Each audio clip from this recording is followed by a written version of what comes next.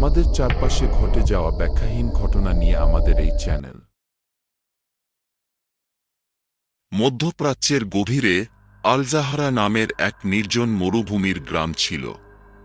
এই গ্রাম ছিল প্রাচীনকাল থেকেই রহস্যে মোড়া, যেখানে মানুষের পা খুব কমই পড়ত। গ্রামের মানুষরা বিশ্বাস করত এই জায়গায় এক অশুভ জিন বাস করে, যা শতাব্দীর পর শতাব্দী ধরে গ্রামবাসীদের তাড়িয়ে বেরিয়েছে। এই গল্পটি শুরু হয় একদিন যখন গ্রামের প্রধান শেখ রাশিদ এক অদ্ভুত এবং ভয়ঙ্কর অভিজ্ঞতার সম্মুখীন হন। তার মেয়ে লায়লা হঠাৎ করেই অসুস্থ হয়ে পড়ে এবং কোনো চিকিৎসাতেই তার অবস্থার উন্নতি হয় না।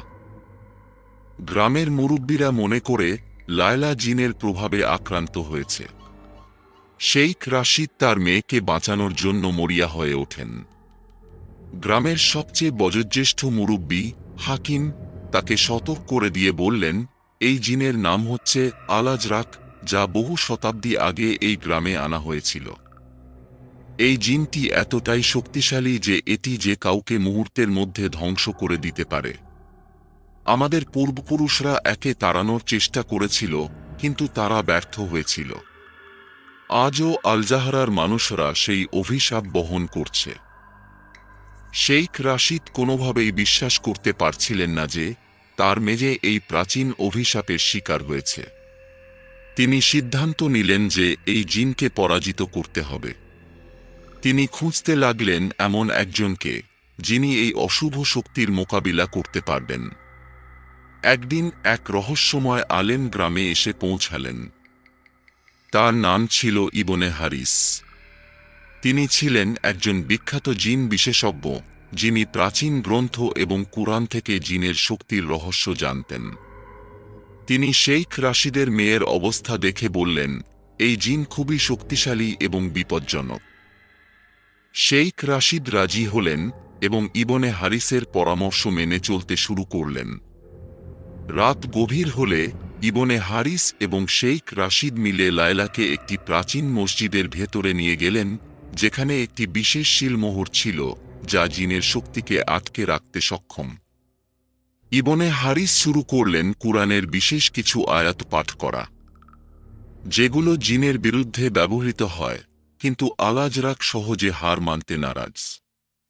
লায়লার শরীর হঠাৎ করেই অবিশ্বাস্য শক্তি অর্জন করল এবং সে প্রচণ্ড শক্তিতে চিৎকার করতে লাগল।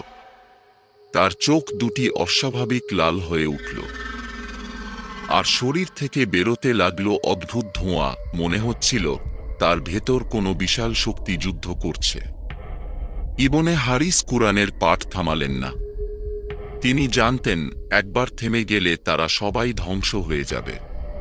শেখ রাশিদও তার মেয়েকে ধরে রেখেছিলেন, যদিও তার চোখে পানি ছিল।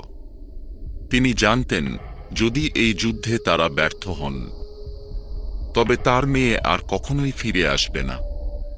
ইবনে হারিস কুরআনের পাঠ জোরে জোরে করতে থাকলেন। আল-আজরাকের প্রতিরোধ ক্রমেই দুর্বল হতে লাগল, কিন্তু তখনই সে তার শেষ শক্তি নিয়ে আক্রমণ চালাল। পুরো মসজিদ কেঁপে উঠল।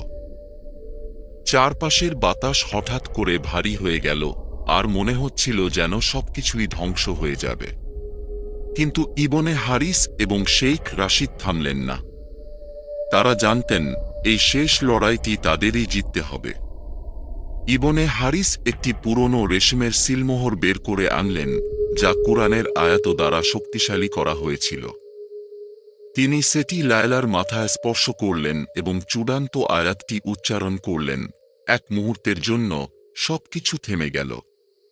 তারপর একটি বিকট চিৎকার শোনা গেল, যা লায়লার শরীর থেকে বেরিয়ে আসা আল-আজরাকের শেষ চিৎকার ছিল। তারপর পরই লায়লার শরীর থেকে কালো ধোঁয়া বেরিয়ে এসে মসজিদের ভেতর দিয়ে মাটির নিচে মিলিয়ে গেল।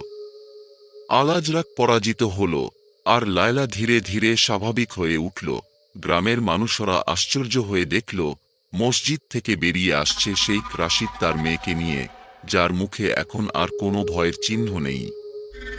ইবনে হারিস জানালেন আল-আজরাককে চিরতরে বন্দী করা হয়েছে এবং সে আর কখনোই এই পৃথিবীতে ফিরে আসবে না।